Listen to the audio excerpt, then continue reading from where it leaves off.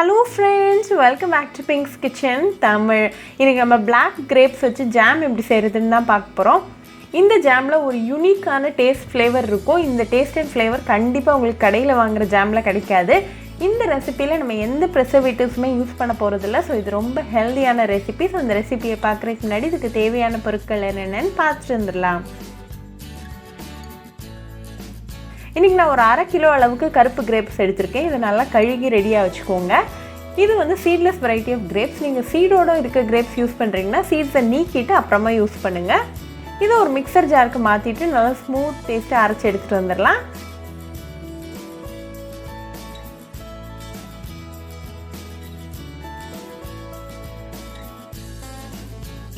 இப்போ ஒரு pan சூடு பண்ணிக்கோங்க. இந்த மிக்சரை அந்த panக்கு மாத்திருங்க.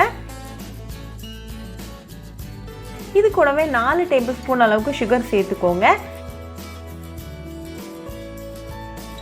இது நல்லா ஒரு மீடியம் ஃப்ளேம்ல கலந்து விட்டுருங்க. கண்டினியூஸா ஒரு 5 minutes கலந்து விட்டுக்கிட்டே இருங்க.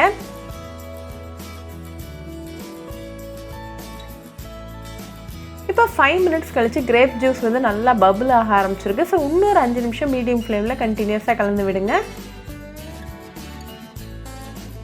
இப்போ again 5 minutes ஆயாச்சு. நம்மளோட கிரேப் ஜூஸ் பாதியா குறஞ்சாச்சு. சோ இந்த ஸ்டேஜ்ல ஃப்ளேமை வந்து லோ பண்ணிருங்க. again ஒரு 5 minutes கலந்து விட்டுருங்க.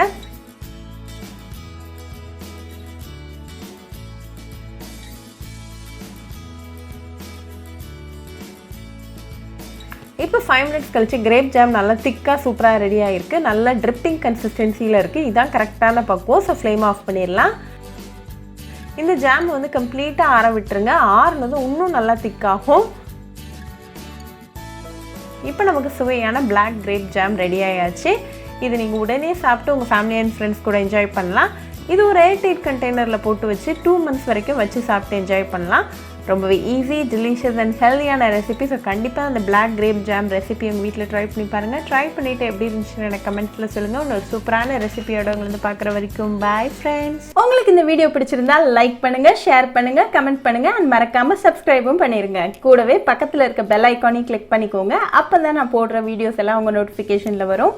உங்களுக்கு ரெசிபிஸ் இங்கிலீஷில் பார்க்கணுன்னா பிங்க்ஸ் கிச்சன் சேனலை பாருங்கள். சேனலோட லிங்க் நான் அந்த டிஸ்கிரிப்ஷன் பாக்ஸில் கொடுக்குறேன். மறக்காமல் செக் பண்ணுங்கள்.